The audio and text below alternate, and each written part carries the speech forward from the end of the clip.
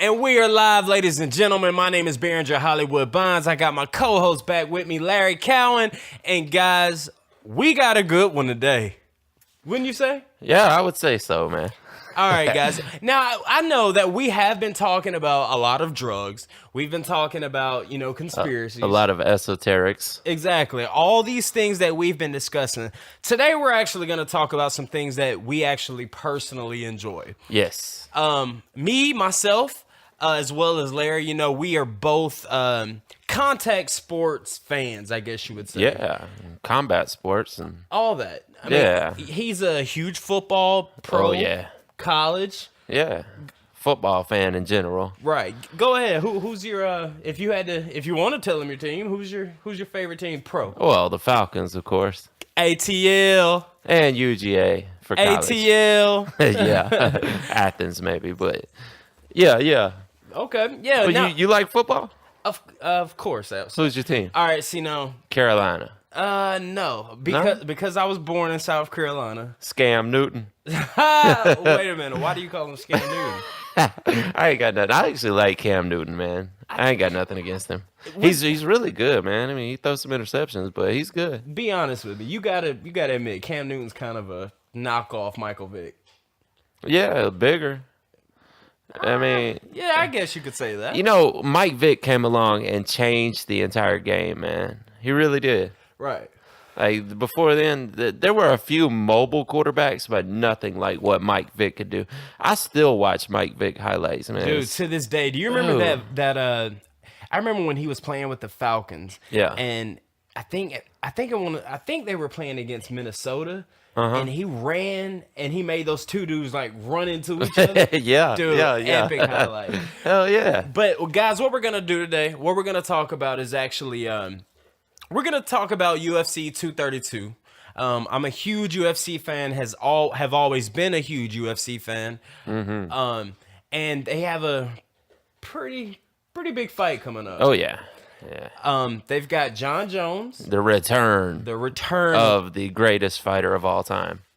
Okay, against Alexander Gustafsson. But you say he's the greatest of all time. He's not my favorite, but if you look at his record, how could he not be the greatest fighter of all time? Who is better than John Jones? Who do you think one-on-one could be in any pound for pound, even heavyweight? I mean, maybe Brock Lesnar could give him a fight. See, I don't know, man. If it was pound for pound, Conor doesn't stand a chance against John Jones. No, I'm Irish, guys. I'm Irish to the Me T. too. We Irish in this thing. But now, I was a huge Conor McGregor fan. Let me say that. But Conor took, I want to say 3 years off.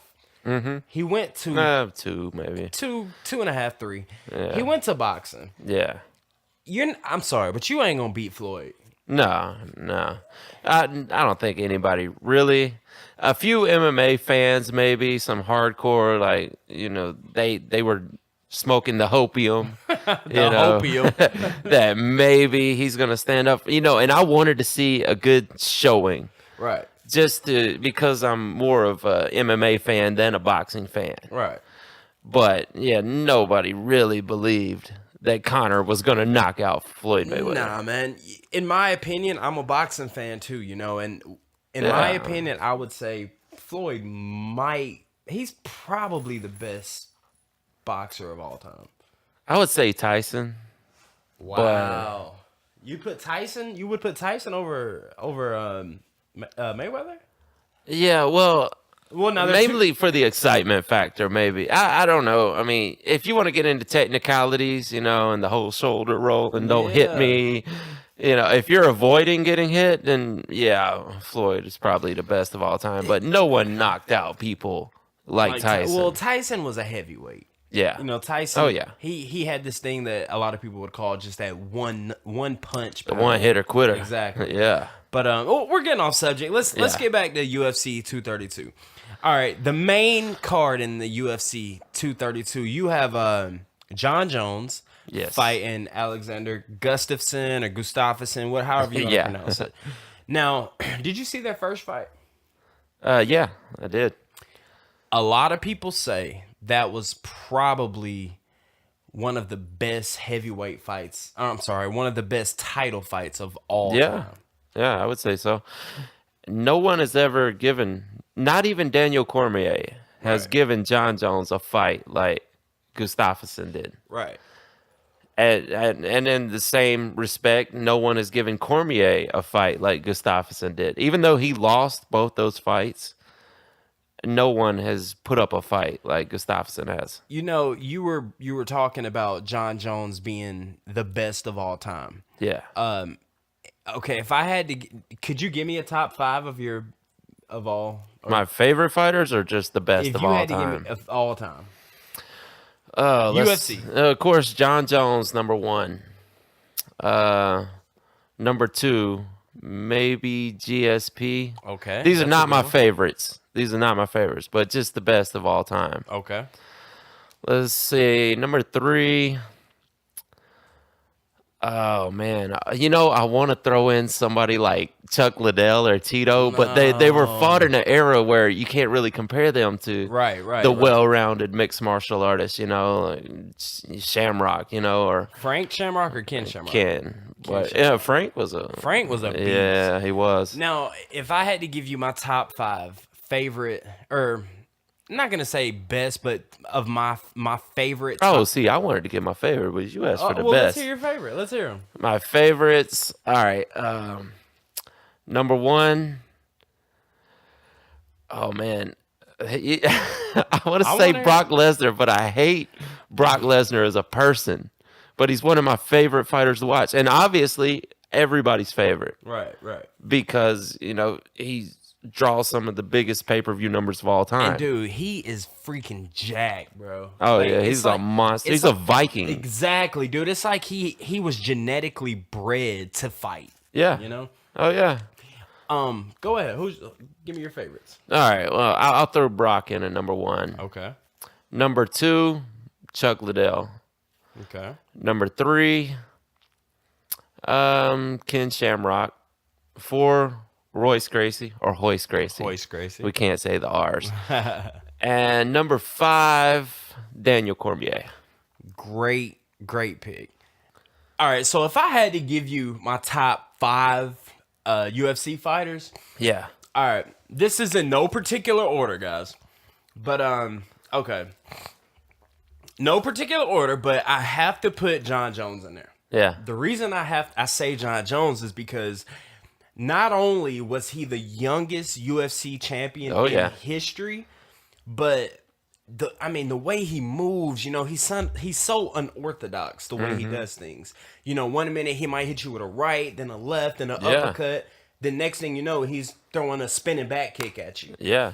So after John Jones, I'd probably Hoist Gracie has to go. Oh yeah, the original. The original. If I'm not mistaken, Hoist Gracie actually won the first 3.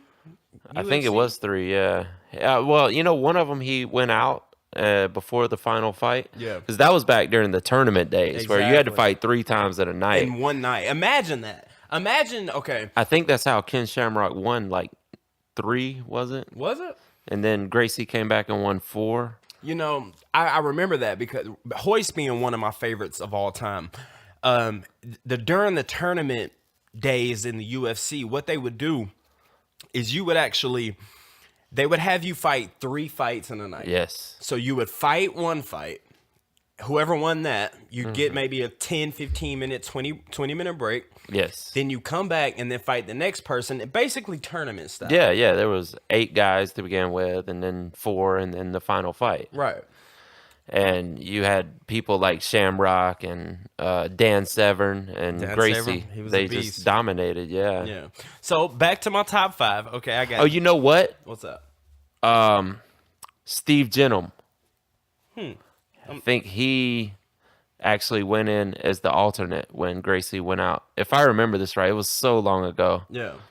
But yeah, I think Steve Gennum actually won one because Gracie was unable to continue. And I remember Gracie was actually fighting a guy named Chemo, not Kimbo. Oh yeah, Chemo. Chemo. And that's the thing about Brazil. Let me finish my top 5. All right. John Jones, Hoist Gracie. Alistair Overeem. Ubereem. He was crazy. Now, Overeem or Ubereem? Because Ubereem was a monster. Ubereem was a beast. Guys, we're talking about the same person, but Ubereem basically was steroided to the teeth. Yes, he was jacked to the gills. Yeah, he was. He beat Brock because he was jacked to the gills. Wait, you think he was on steroids when he beat Brock? Have you seen the pictures? Yeah, but he was bigger than Brock when they fought. I don't know, dude. USADA, I think that they actually had, I don't know, maybe there was drug testing, but they allowed like TRT. You could be on testosterone during those days. Right. And he must have been on liters of testosterone. Dude, this guy looked like a full-blown fucking stallion horse just ready to go at it. So I got John Jones, Alistair Overeem, Hoist Gracie. Also, I'm going. Damn, I gotta put Anderson Silva in there. Yeah, gotta put Anderson Silva. Yeah, and Fedor Emelianenko. Oh yeah, dude, he was. Now, there's so many people. I like GS. Never fought in the UFC though. Never fought in the UFC. Now that's what gets me, because during the Pride fighting days, you know, in Japan, no one beat Fedor. You could not touch Fedor, bro. Yeah. Now, as far as Anderson Silva, I mean, to me, he's a smaller version of John Jones. Yeah. You know, he's got that unorthodox movement to where he punches you, and then he's Muhammad Ali of UFC, because I mean, he'll sit there and he'll shoulder roll with you, do all that good stuff. But after the loss to Weidman, he was never the same though. Chris Weidman. Yeah. And he had the broken leg, and that was horrible. Man, that was disturbing. And we never saw the same Anderson Silva again. But up to that point, probably the greatest fighter of all time. You could throw him in there with John Jones. I mean, John Jones has never been beaten. Damn. See, then we got to think about Daniel Cormier too, man. Cormier has never been beaten except for John Jones. Twice. And a lot of people say, you know, John Jones, they say, you know, after you beat Alexander Gustafsson, there could potentially be another fight with you and Daniel Cormier. Yeah.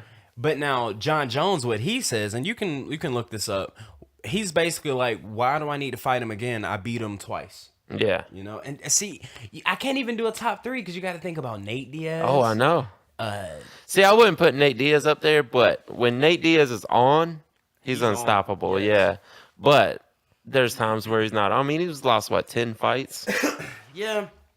I mean, when he beat Conor that time, you know, he threw his name right into the hat with the top dogs. Dude, this is my thing with Conor McGregor, man. I feel like Conor, he has the heart to fight anybody. Yeah, well, I think it's confidence. Exactly. And you can say confidence over, I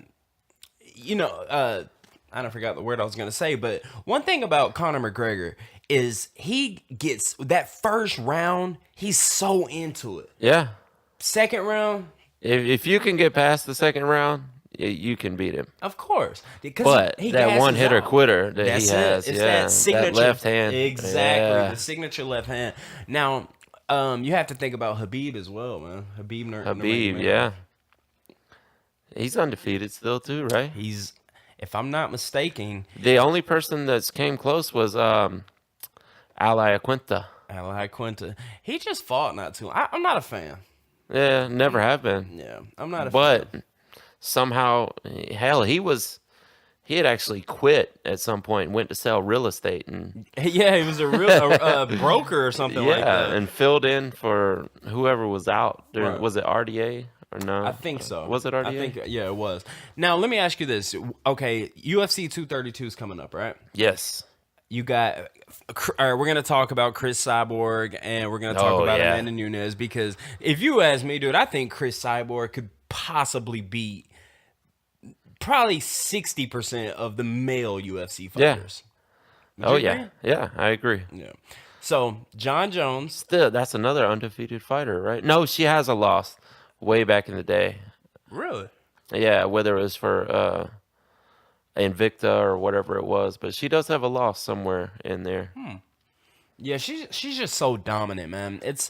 There's some UFC fighters, guys, that actually you can just tell when someone is genetically bred Oh to yeah. do like Brock Lesnar. Yes. You know, I discredit. Don't get me wrong, guys. Brock Lesnar is a phenomenal MMA fighter. Yeah. Phenomenal.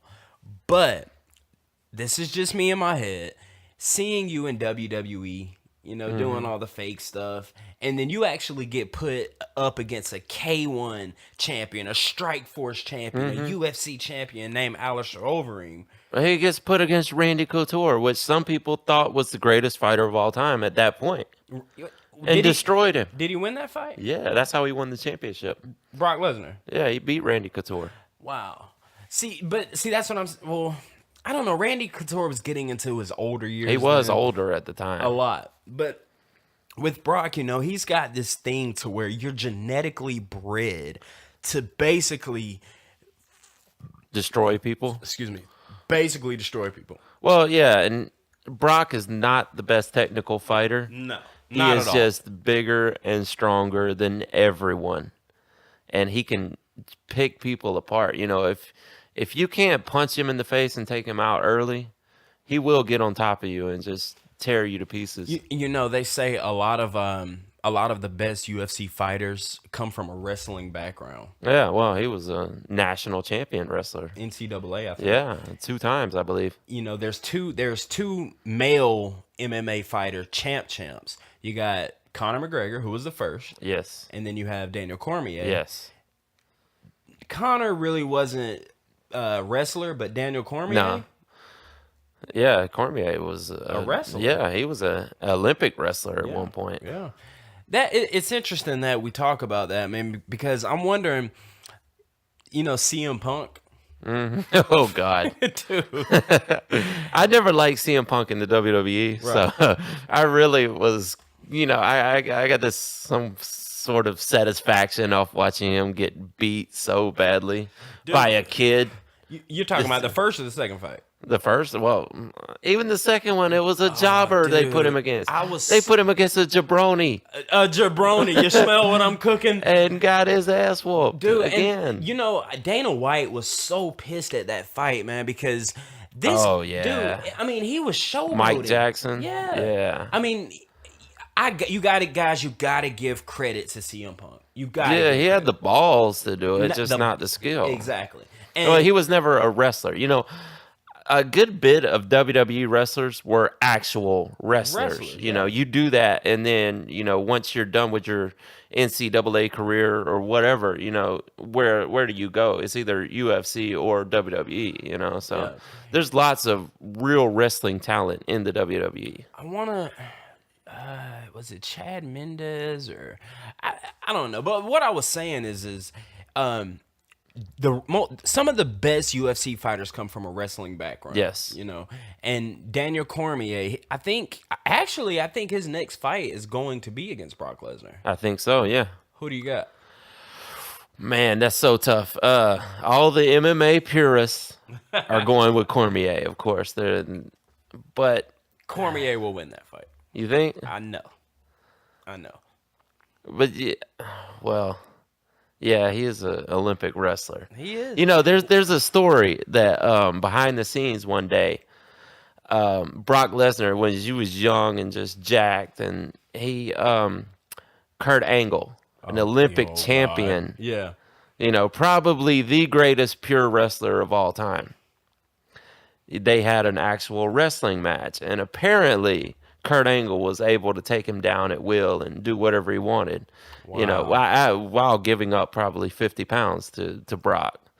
So there is a good chance that Cormier is not going to be overtaken like a lot of... Well, the reason I think it's going to be such a good fight is because they both come from a NCAA wrestling background. Yeah, you know? Exactly. Yeah.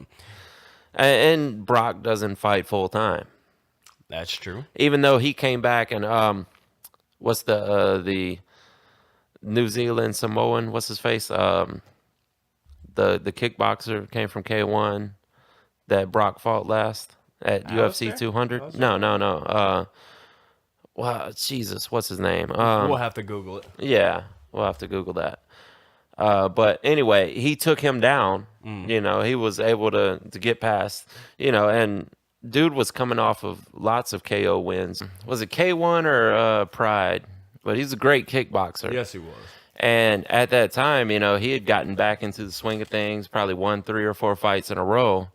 Was knocking out people left and right. And Brock came in there, was able to withstand that early barrage of punches, and eventually, Demolished him, right? took him down and destroyed him. Yeah, man, Brock's a beast. He is. He is. I mean, well, we're moving too fast. All right, so let's go back to the UFC 232. Yes, let's do that. Okay, who you got? John Jones against Alexander Gustafsson. I gotta go with John Jones, man. It just, I mean, Gustafsson is so good. It's hard because you got to think John Jones has been out for a while, but he's done this before where he's been out. I mean, he came back against Ovent St. Preux and Daniel Cormier. Yeah. And I mean, both of those fights were after a year with a suspension. Right. You know, and we can get into why he was suspended and why so many fighters have been suspended. You know, that's why a lot of people discredit him as being one of the best of all time, is because of what he does outside of the ring. Yeah. Now, inside of the ring, John Jones is untouchable. Yeah. He's untouchable. You know, he's got a brother that actually, I think, He's in the NFL. Ravens, I think. I think so. Yeah. But it goes back to the genetic thing. I mean, he's got brothers that play in the NFL and just dominate people. Yes. You look at Brock Lesnar, that dude, literally, if you went back to the 1700s, and there was a group of Vikings, Brock Lesnar, I'm pretty sure, is the guy on that front horse leading the crew. He's the berserker. Yeah, exactly, dude. It's just weird that, you know, when you put, dude, imagine a fight John Jones against Brock Lesnar. Imagine that. Yeah, and I think it could. I mean, that's what John Jones wanted before he got suspended this last time. Really? That's a money fight. That would probably do the biggest pay-per-views of all time. I mean, when you think about the biggest draws of all time, Brock is up there. Okay. Ronda Rousey. I hate her. Oh, really? Dude, they hyped her up. Her first few, I will say, Ronda Rousey bought I guess the majority of the masses actually to the mixed martial arts category. I'll say that before Conor McGregor. But that was also before. I mean, the biggest, I'd say the biggest opponent she had was Miesha Tate. And before Nunes came along. She beat Miesha Tate, didn't she? Yeah, three times, I believe. Yeah. Jesus, really? Yeah. But, you know, the women's mixed martial arts hadn't developed to a point yet. You know, she was the best of that time. And then they started getting these top athletes in there. Exactly. Now, I have to give Ronda Rousey her props because when it comes to jiu-jitsu, she at the time she was one of the best. Yeah. Now, once she started to face people like Amanda Nunes, Holly Holm, yes, she couldn't take it, dude. She couldn't handle pure strikers. Right. If someone wanted to wrestle with her, she's a judo expert, you know, and her mom was, and Olympic level, you know, so she was able to overcome any ground attack, you know, any kind of wrestling, and you know that arm bar was deadly. Dude, it was crazy. It literally looked like her arm was about to pop out. Yeah. So now we talked about John Jones and we talked about Alexander. Yes. Chris Cyborg against Amanda Nunes. Who you got? Oh man, I gotta go with Cyborg. Of course, dude. Nunes is a beast. She's scary. I mean, I wouldn't want to fight her, but dude, fuck no. Cyborg is stuff that nightmares are made of. She's a cyborg. Yes. She is literally a cyborg. Yes. It's crazy, man, because she's got, I mean, not take the physical appearance away. She's got this physique about her that you could probably put her against any featherweight or flyweight or maybe some middleweights. Yeah. And probably, I mean, just destroy them. Dude, she gets in the ring with some of these females and just mauls. Yeah, it's like a man is in there fighting the women. Exactly. Yeah. Man, Oh God. And before the days of, I mean, before she was in UFC, she was like an Uberim, of the women's division. Yeah. Just jacked to the gills. I believe she's actually popped once or twice before. Oh, for the drug testing? Yeah. Wow. Oh, dude, speaking of drug testing, okay. John Jones has been out for so long. Now, the first time I think John Jones wasn't able to fight, it was a huge money fight. The first time, I want to say he got tested for cocaine. Yeah, and it wasn't even something that they were testing for. Yeah, as far as competition, because apparently, I don't get it, because that is a performance enhancer. Absolutely. I mean, it may only last for 20 minutes, but they'll say that cocaine is not a performance enhancer, but Advil, ibuprofen is. Good point. How does that work? You're right. Chael Sonnen had a good point. Like, why would anyone take something that is not a performance enhancer? What is the point of taking something that doesn't enhance your performance? Like, well, you're talking about during actually the fighting process, or yeah, but anything. He got popped for a lot. So when USADA first came in, John Jones? No, this was Chael Sonnen. This was one of the first cases. It was him and Vanderlei Silva. They were both the first two cases of USADA cracking down, and Jeff Nowitzki going after fighters left and right. And Chael Sonnen, he's always been a stand-up guy, probably one of the greatest trash talkers of all time. He's up there with Conor. Yeah, exactly. And he had quite a few things in his system, and he didn't run from it. He came out and said, "Yeah, I was doing them because." And, dude, that's crazy, because John Jones. I remember a conference where John Jones and Daniel Cormier were going back at it. Daniel Cormier was like, "Yeah, but you can't even fight because you're a cocaine doing junkie." And then John Jones is like, "Yeah, I did cocaine and then beat your ass." Dude, that's why I like John Jones, man. But he got suspended for the cocaine. Yeah. Well, and he also had a hit and run in there. He had he was on video cussing out a police that stopped him for racing. Yeah. Which I actually think he was in the right for that. Yeah, probably so. Yeah. I mean, it's high profile dude. The cop probably wanted to be famous. Exactly. Nice car, all those things. Yeah. Oh, yeah. But so now with the fight coming up with him and Alexander Gustafsson, he got caught again. Well, the thing is, he got popped for Turinabol, which is a rarely used steroid, even in the bodybuilding world, because it's actually quite hazardous to take, because it does a lot of damage to your system if you take it over time. But USADA, over time, find these new steroids that people are doing that previously went undetected. Right. As Nate Diaz likes to say, everybody's on steroids. Everybody. You agree with that? Yeah. Well, GSP said he never. Yeah. There probably are some purists like GSP, who's probably never done anything.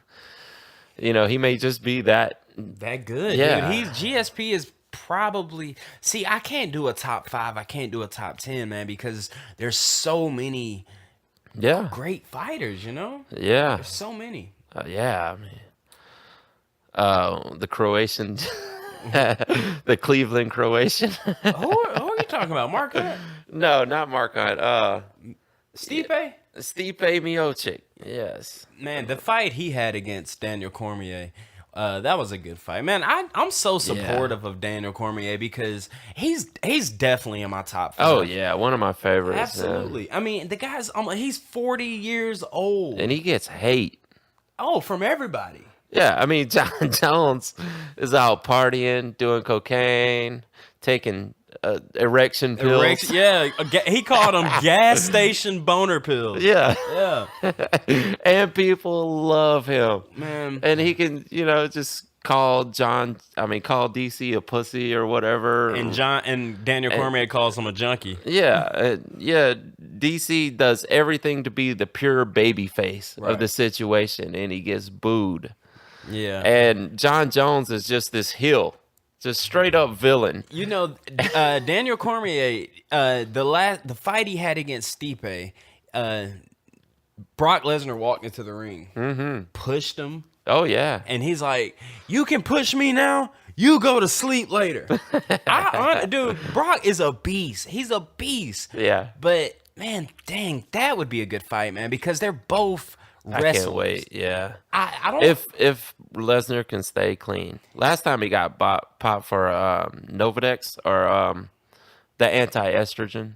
Which is a steroid, right? Yeah. Wow. Well, it's not really a steroid. It's something you take to come off steroids to keep from growing man boobs and things like that. Really? Yeah, you want to keep your estrogen down. If you've been taking steroids for a long time, you boost your testosterone up. Your body starts producing estrogen to even out your levels. Yeah. Right. So once you stop taking that testosterone, your testosterone drops, and you still got this high estrogen running through your body, and you want to take things like Novadex or Clomid to bring it down. Wow, you're bringing up things that I have no clue about, but that's interesting. Oh yeah, I know steroids. Just like the Clemson players just got popped recently for Ostarine, which is a SARM, a select androgen modulator.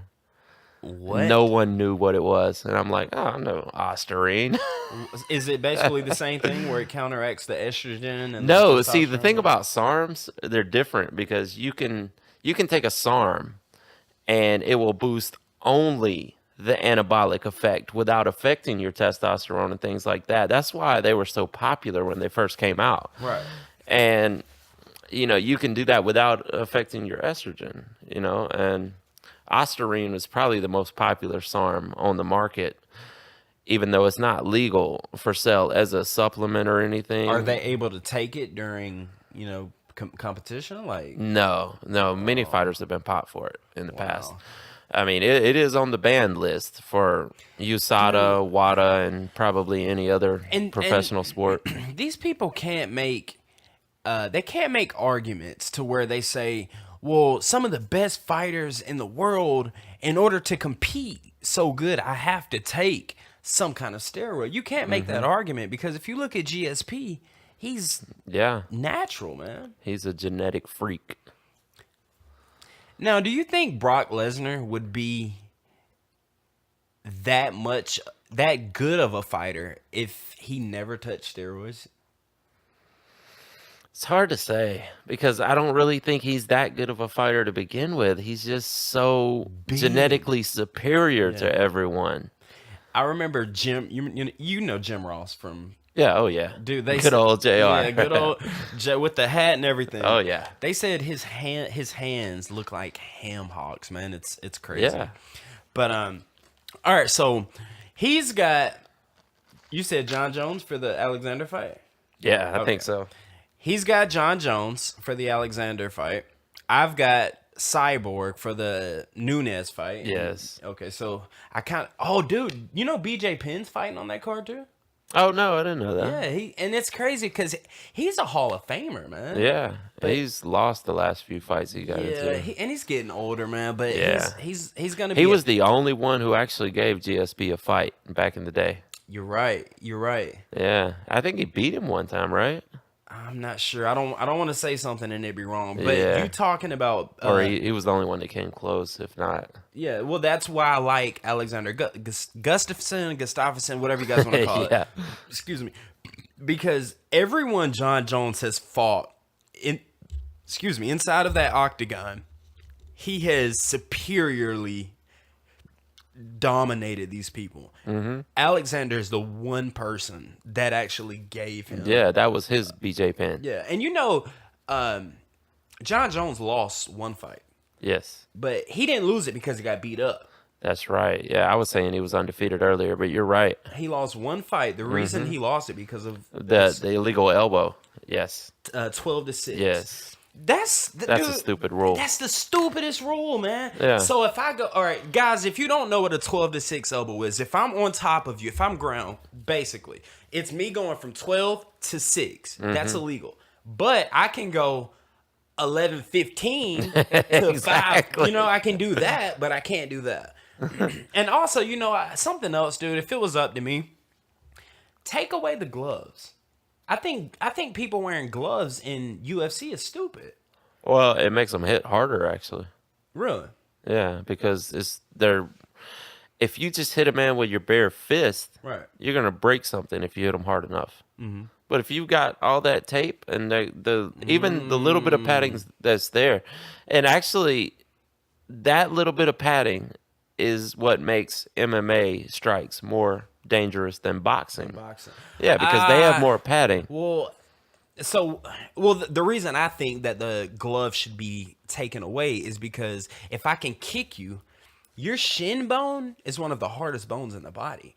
So you're covering my hands, but you're not covering my shin bone. So if I'm kicking you with a leg kick, this, I promise you, is going to hurt more than your fist. So a lot of fighters back before the whole dress code, you know, they would wear kick pads.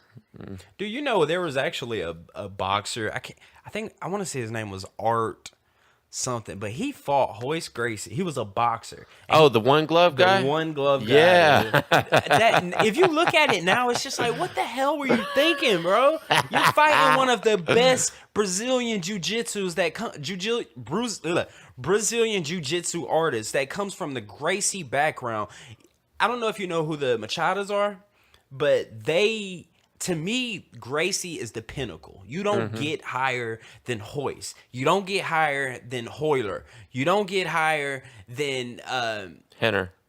All of them. Yeah. You know, that is a family of dominant, destroying jiu-jitsu artists. Yeah, well, that's why the UFC was invented, was to put over Gracie Jiu-Jitsu.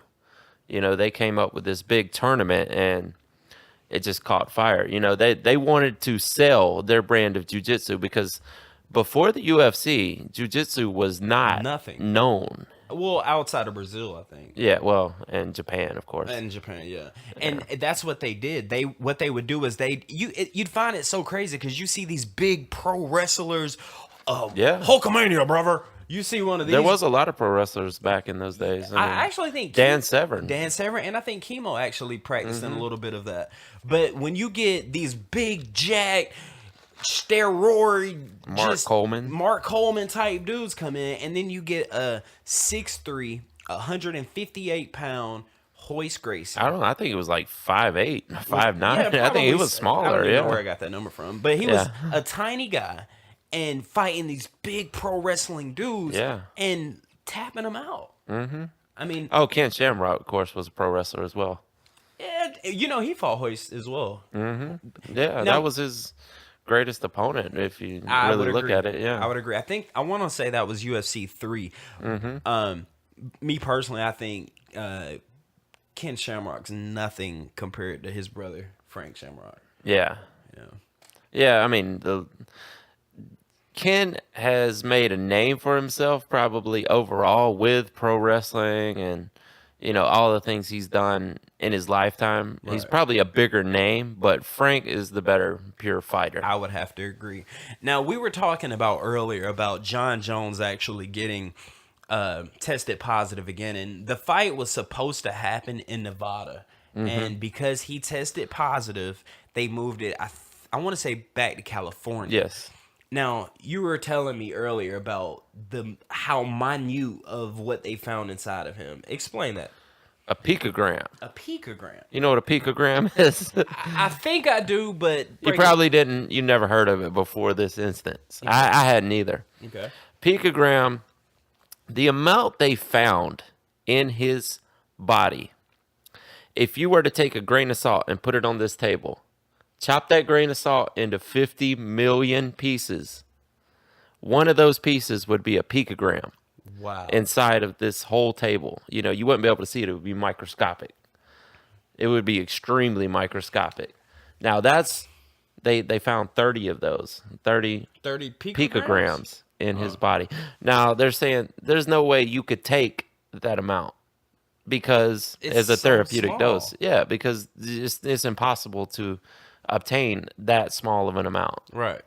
So they're saying that he actually it was like a dormant From the past. yeah, yeah, That's so from a not year fair, man. ago. A year ago, dude. That I thought that if you're a marijuana smoker and you go to your probation officer and you piss in that cup and they find traces Yeah. of marijuana. Yes. Now they might give you a pass, but he's gonna say the next time you come and take a piss, They better be lower. a lot lower. Yeah. So now for the UFC they didn't stop the fight, but for them to move people from one state to a totally different state over a picogram.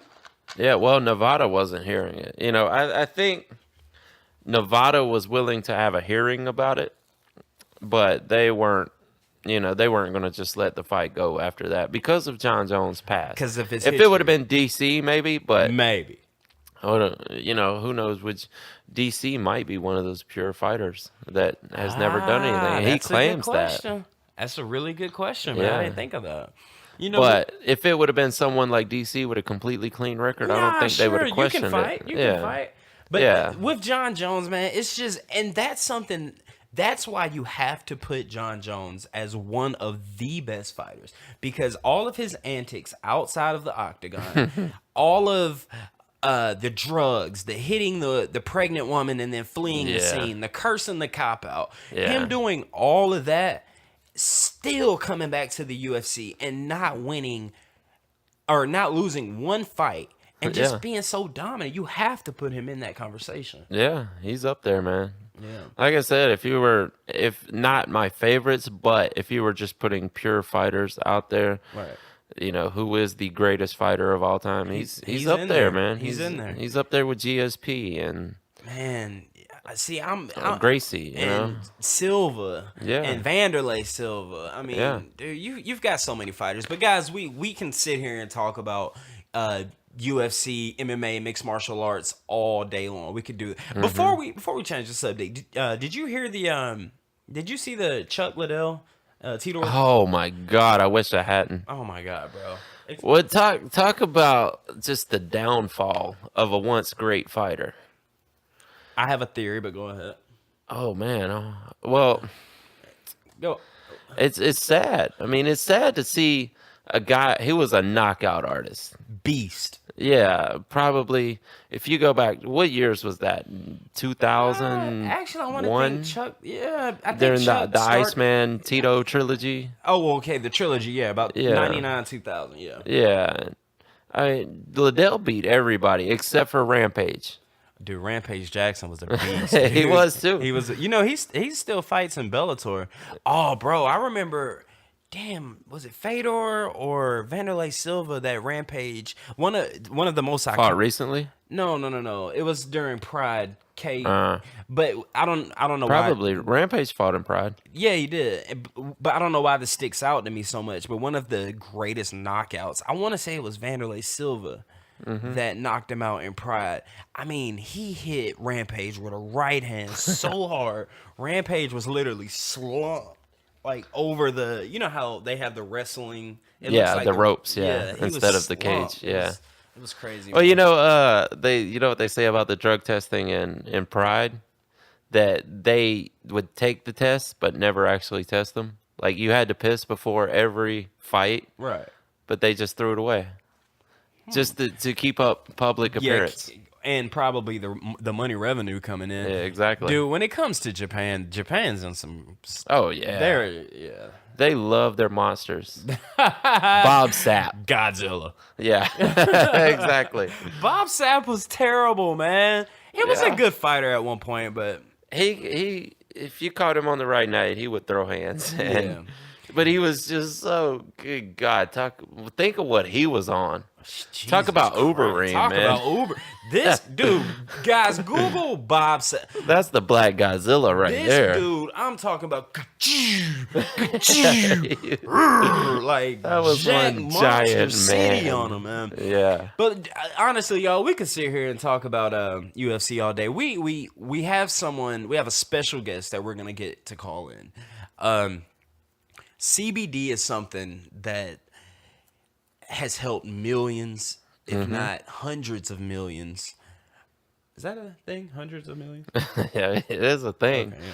I mean, maybe not in the U.S. because there's only like 350 million, maybe 400 million people in the U.S. But it's okay. Well, it helped a lot of people. Yeah, exactly. Yeah, we've got.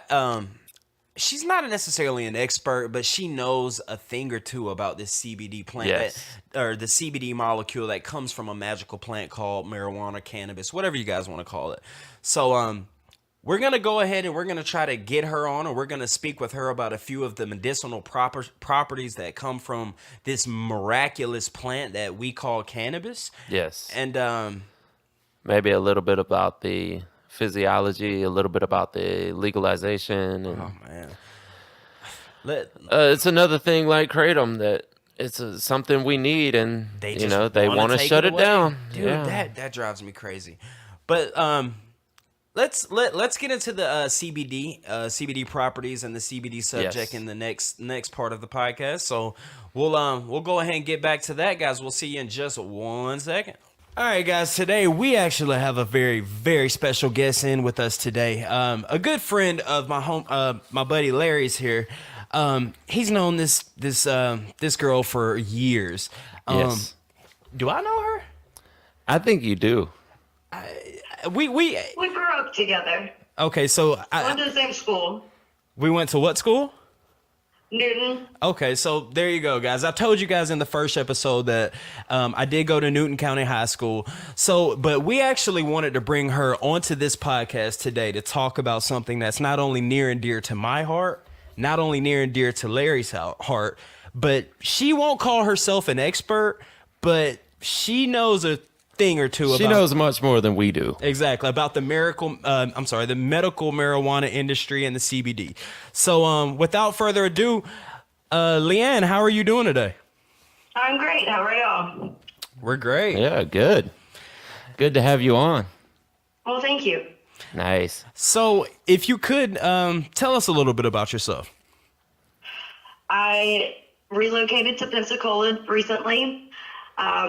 For the past 10 years, I have been in pediatrics, and when I moved to Pensacola, I did a complete career change, and I'm working in a dispensary. We sell medical marijuana. It's legal here in Florida, unlike Georgia, unfortunately. We deal with the CBD and THC. Some products are combined, others are separated. It's a dispensary, but it's not like what you would think from the West Coast or from Vegas. It's totally medical. Okay, now you just blew my mind there because I did not have any clue that there was such thing as legal marijuana in the South. Mm-hmm. There is. Florida's the first state, actually. Really? Yeah, I think that was recent too. Within the past couple of years? In the past couple of years. I know the dispensary that I work at has been open for almost 2 years. Oh, that was dead on. Man, that's how long have you been at this dispensary? Since March. Wow, that's so. I gotta ask you, in your personal opinion. Now you're literally one state below us. Do you think within the next 5 years that? Well, take that aside. In Florida, marijuana it's not legal on a recreational level. It's just legal on a medicinal level, correct?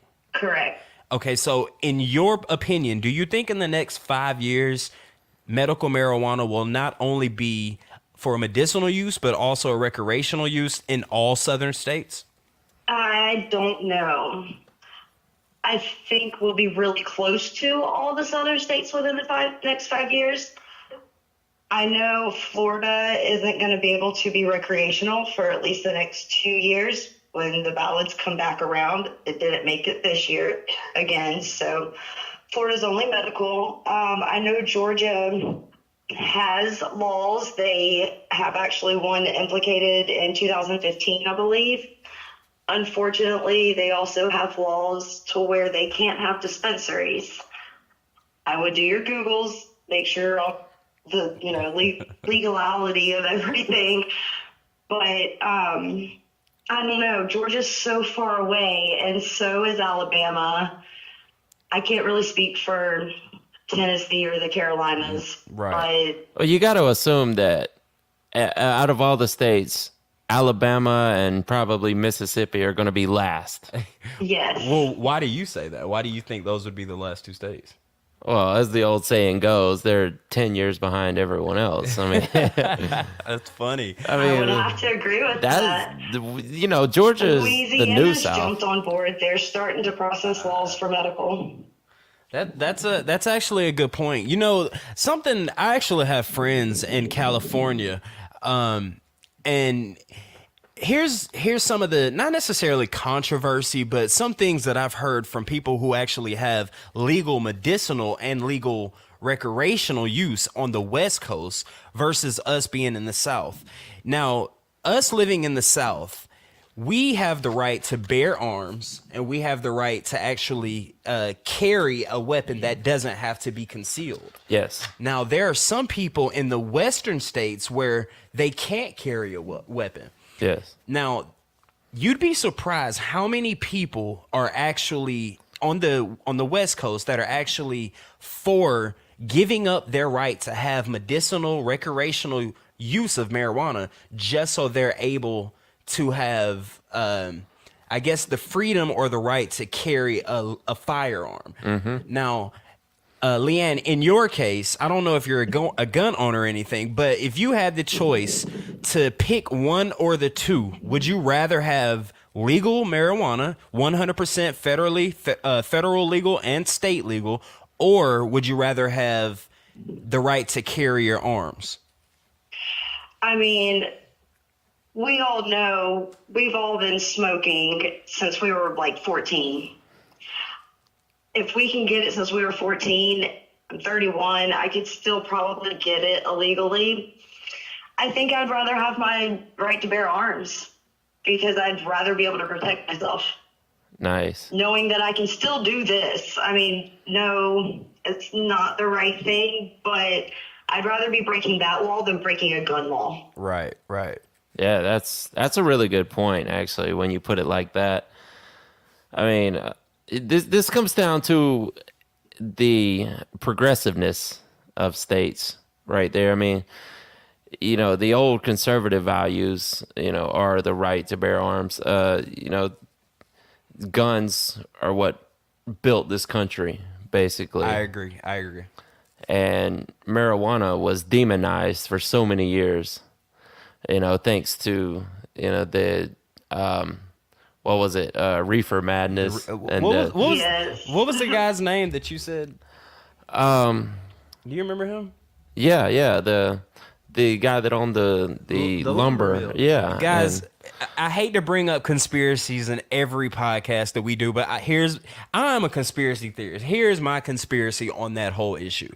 Guys, back in the 1920s, they put something on TV, which was basically propaganda to portray an image, a negative image on marijuana. Yes. To where when you smoke marijuana, you take 2 hits of this devil's drug. Yes. You're going to jump out of Devil's lettuce. Yes. Devil's lettuce. Yeah, they called it the devil's lettuce, to where when you smoke 2 joints, or you hit this joint twice, you're going to go jump out of a building. You're going to shoot yourself in the head. But now, 70, 80, 90 years later in 2018, we see that was nothing but propaganda. Now, the conspiracy mind in me says that the person that funded that Reefer Madness propaganda commercial was basically someone who had a lumber mill. Now, if you guys know anything about cannabis can be used for a number of things. Yes. Yes. To this day, some of the strongest rope or some of the strongest twine, not only that, but some people actually wear fabric that's made from hemp. And the conspiracy mind in me is that the person who started this propaganda reefer madness thing was so afraid that hemp was going to become overbearing and put him out of business that he had to promote negative propaganda. William Randolph Hearst, right? Is that his name? Yes, Yes. Okay. I believe so. Yeah. So he was afraid of the hemp industry taking over his wood paper industry. Right, right. So, what better way to demonize a product than to take away the recreational use of this product? Right. You know, and Well, go for it. what the funny thing is about that is hemp is the male part of the plant. Yes. Marijuana is the female part. If you sit there and you smoke hemp, I promise you, you're either going to throw up or you're going to get a headache before you get high. No THC. Correct. But so right there, he was wrong. Yeah. And it's funny though, because that did affect that generation, and those people of that generation, they still are affected by it. They come into as a patient and they talk to us, and the first thing out of their mouth is this going to make me jump off a building? Really? Wait, Yes. you actually have patients that come in and ask you that question? Yeah, well, they're in their 70s. I mean, they're older patients. They're the ones to where the reefer madness really affected them, and so they are scared of it. So it really did affect people, but that's because these people were uneducated on what plant they were actually smoking. So Granny comes in with a glaucoma issue, and she is part of that old mind state that, you know, this is an evil drug that I'm apparently going to have to take for my issues, but she's scared of it, basically. Now, if I could ask you a question, Leann, from my personal experience, I have seen, to my knowledge, there's no record of anyone dying from the use of marijuana. Would you agree? Totally. Okay. Now, other than the properties of marijuana getting you to a euphoric state, what other benefits medicinally would you see from legalizing marijuana? Oh, I couldn't even go down the entire list of it. There's so many things, from anxiety to cancer, like seizures, ADHD, bipolar, depression, minor aches and pains, severe aches and pains, digestive issues, migraines. I mean, there's so many things that it can treat. The list is miles long. I would have to agree with you there. Now, let me ask you this. If there's so many healing properties from a plant, I don't know if you've listened to our past episode, but me and Larry actually discussed some of the medicinal properties of a plant called kratom. Yes. Right. Me personally, I am a success story from kratom. I was on methadone, not only methadone, but opiates for more than half of my life. And I found a natural plant that helped me get off of that. Congratulations, by the way. That is fucking awesome. Thank you. I greatly appreciate it. Larry just brought it up. It's about a month clean? Yeah, I guess you are about amazing. a month, right? Yeah. About a month. Yes, sir. Thank you. But what I want to know is, why do you think the government or the state or whatever laws that affect the marijuana issue, why do you think that they're not on board to legalizing something that helps millions of Americans? Why do you think that is? I don't know. I ponder that. I have so many thoughts of why, okay, think about this. California has been medically legal since 1992. Wow. So why haven't they? Like, there's got to, I don't know. Can they not tax it? Are they afraid that, because it's not easy to grow, but it's not the hardest thing to grow either. You could figure it out if you know how to grow a plant. Or It may be the best stuff that you're growing, but that's not the point. I feel like they wouldn't be able to control it. Or is it pressure from the pharmaceutical companies on the That's DEA and the FDA? See, that's the other thing I ponder is how much of their hand is dipped into the pharmaceuticals to where they can't do this. Yeah. That's interesting. It just blows my mind, man, that we live in a country that you go to a doctor, they're so quick to hand you a chemical to fix a problem. You've got anxiety, you've got digestive problems, you've got hysteria, you've got insomnia, you have all these things, and they are quick to give you a pill. They're quick to... Everything you just named, cannabis can help you. Along with asthma too, right? Yes, actually. Wait, hold on. Now I think the Jamaicans have known that for quite a while. That asthma can be cured. That's interesting. Wait a minute. You're saying cannabis could cure asthma? Yes. Of course you have to have these double-blind scientific studies. Of course. But I mean, there's more ways than to inhale cannabis. Right. You can ingest it. You can use it topically. There's a lot of other routes you can use cannabis in. So, I mean, you don't have to inhale it. Therefore, yes, it can aid in asthma.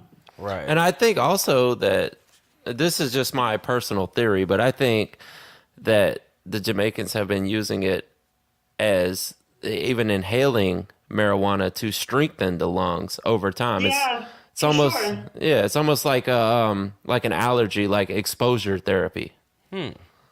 That's interesting.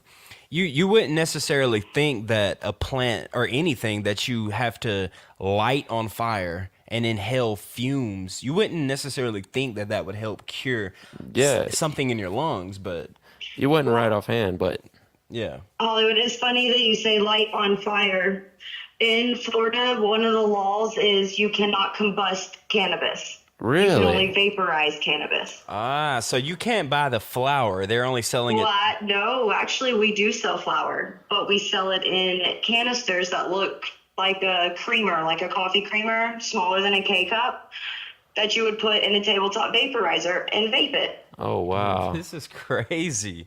This is crazy. And I guess you sell dabs and things like that? Do what? You sell dabs and things like that? We do. It's shatter.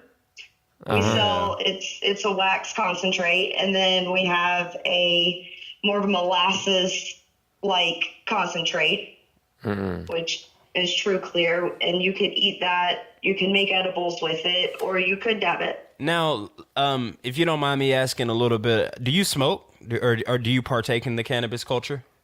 I do. If you don't mind me asking, what's your preferred method of the administration of cannabis? It depends. I like to eat it, but I also like to smoke it. Now, does eating it actually give more of a hallucinogenic effect, like I've heard? I don't feel like that.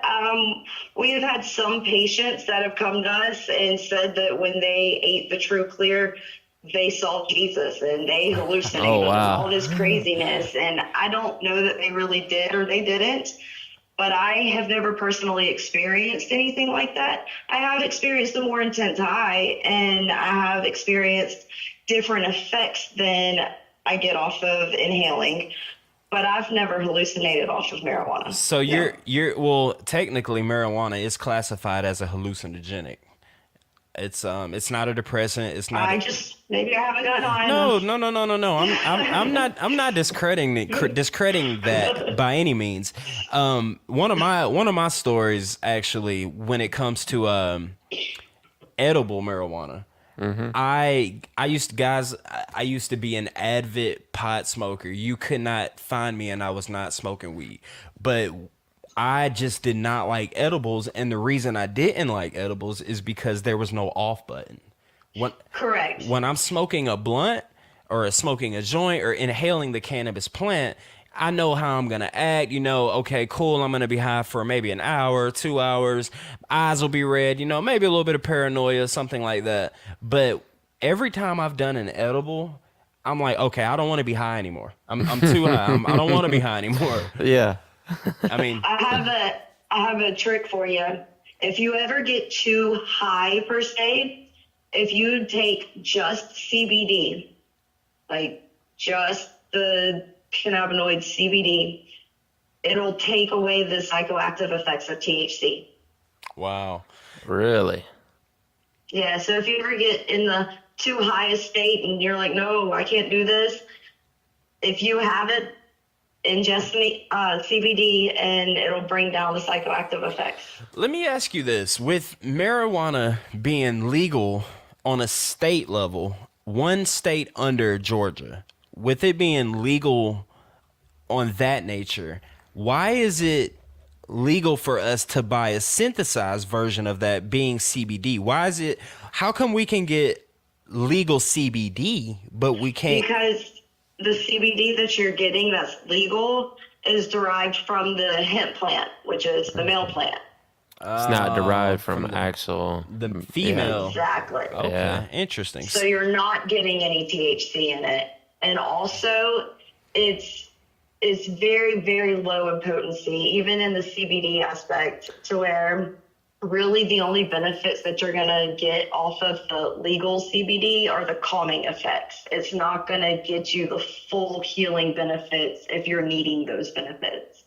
So if you're doing legal CBD and you're trying to cure your cancer, it's probably not going to do much for you. But if you're just taking it for anxiety, then you are probably getting the calming effects. Well, would you say that it's a cure? Cure is a big word. Yeah. It is a big word. And no, I wouldn't say cure. I would say aid. An aid. Okay. That, to me, that sounds more, I mean, has there ever been a study, or has there ever been a case to where someone has actually been 100% cured from? It hasn't necessarily been known to cure cancerous cells, but it has been known to regenerate new healthy cells. Oh, wow. It can help deplenish cancerous cells if they're on their way out, or if they're not super, super strong cancerous cells, like stage 1 type cancerous cells, then yeah, it can aid in the healing of those. Interesting. But I don't know. I would have to do more research on that. Nice.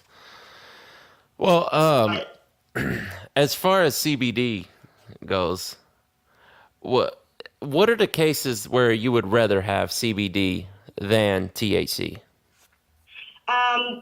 If you're not someone who likes the euphoric feelings of THC. And who doesn't like the euphoric feeling of marijuana? I thought the same thing, but working at the dispensary, there's quite a few people who don't care for the euphoric feelings, or they can't handle the euphoric feelings. So like during the day, they'll utilize CBD products, and then when they get home at night, they'll implement the THC products. Mm-hmm. There's other cases where the patient is solely trying to treat a specific thing, and so they're just trying to intake. Like I have one patient who has Lyme disease, and he's at the point to where he can't fight it anymore, but he is just trying to make his body heal as much as he can so he can stay healthy through the rest of his days. It's a sad story, but he only takes CBD. He comes in and he buys a shit ton of CBD, and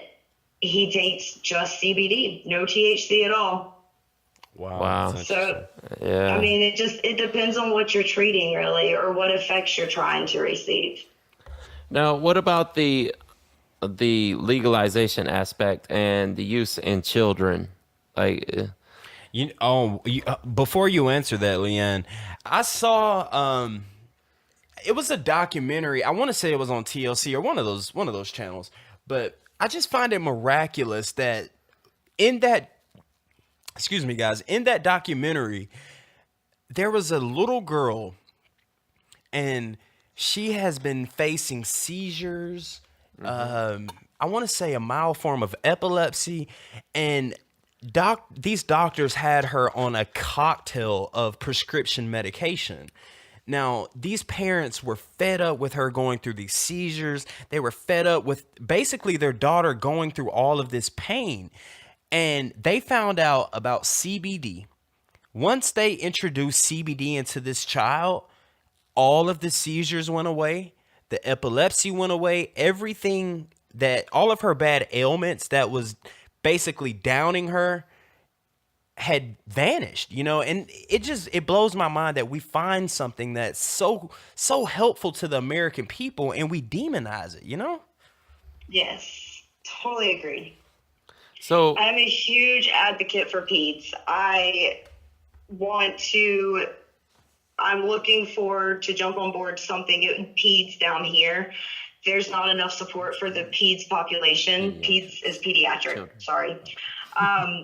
For the legalization part of that, I know in the state of Florida that minors are allowed to utilize medical marijuana as long as they have 2 recommendations, one being from a psychologist and one being from a medical marijuana physician.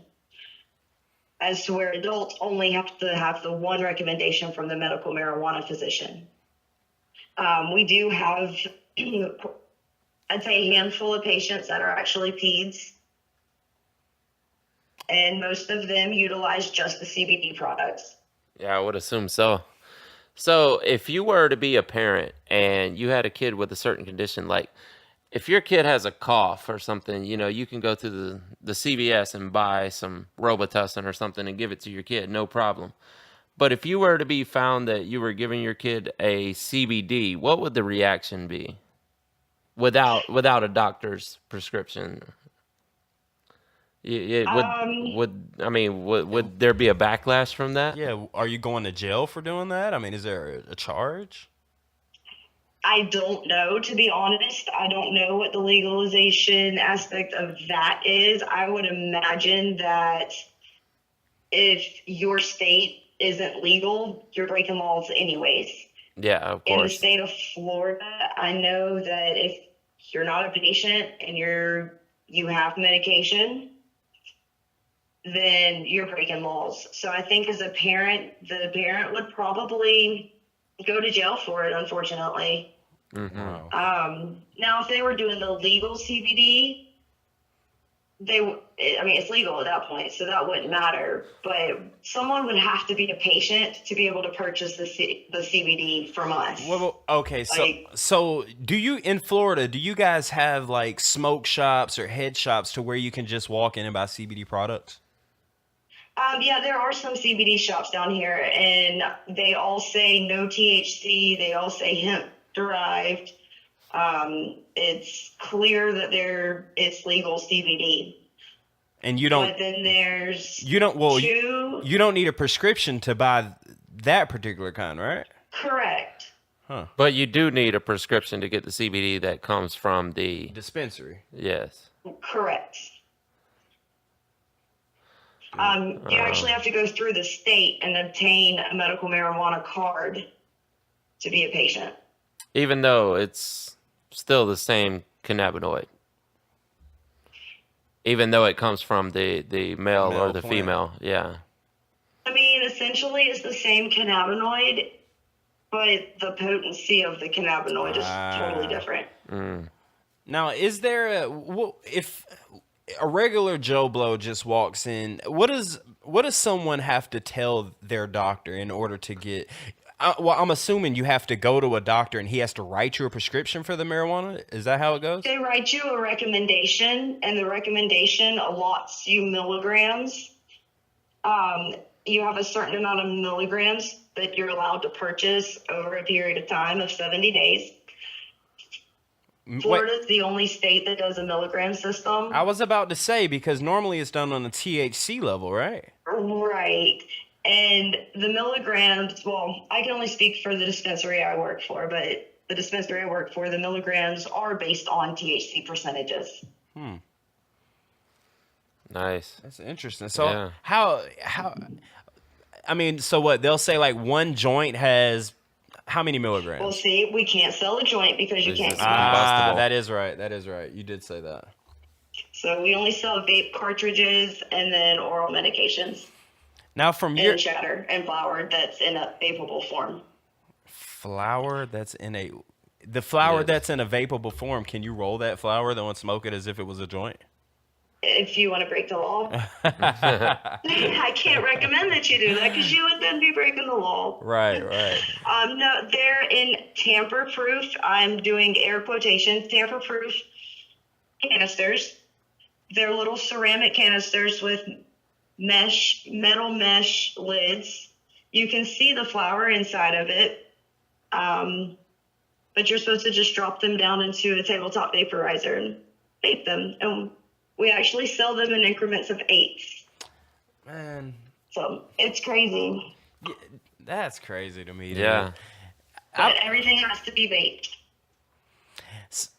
I don't know, dude. So if a cop pulls you over and you have this marijuana that you just bought that's meant to be used in a vapable form, but it just so happened it's rolled up in a joint, because it's in a joint, that's illegal. But because it's not, you're still going to get charged with it. That's so weird, man. Yeah. But if this was a recreational use state, then that wouldn't matter at all, right? Right. Correct. Wow. Unless they say that we can't vape then either. Like, they would have to change their combustion law when it becomes rec. Wow. Okay. Well, go ahead. If in the next, from your personal opinion, your personal standpoint, where would Leann like to see marijuana in the next 5 years? Well, of course, I'd like to see it legal everywhere, federally, every state, everything. I would also like to see the P's be able to not have to jump through so many hoops in the medical aspect of it. Go ahead. Do you think that there's so much, dude? I could talk about this all day long, but we have to cut this podcast short. Yeah. But I do want to ask you a few more questions. Do you think the big pharma? Do you think they're so afraid that marijuana is going to take such a huge chunk of profit out of their pockets? Do you think that's why it's not? That's what I think. Really? Yeah. I really do think that, because I have quite a few patients that are on pain management, and some of them have told their pain management doctors that they were utilizing medical marijuana, and as soon as they did, they cut them off completely, cold turkey. And it blew my mind. Like, why would you do that? Just cut a patient off like that. That's crazy. But the only reason I could think of is because they thought that they would drop the medical marijuana and turn around and come right back to them. But good for my patients, they haven't. They've stuck to the medical marijuana, and they're off of their opioids now. Man. Of course, it comes back to opioids.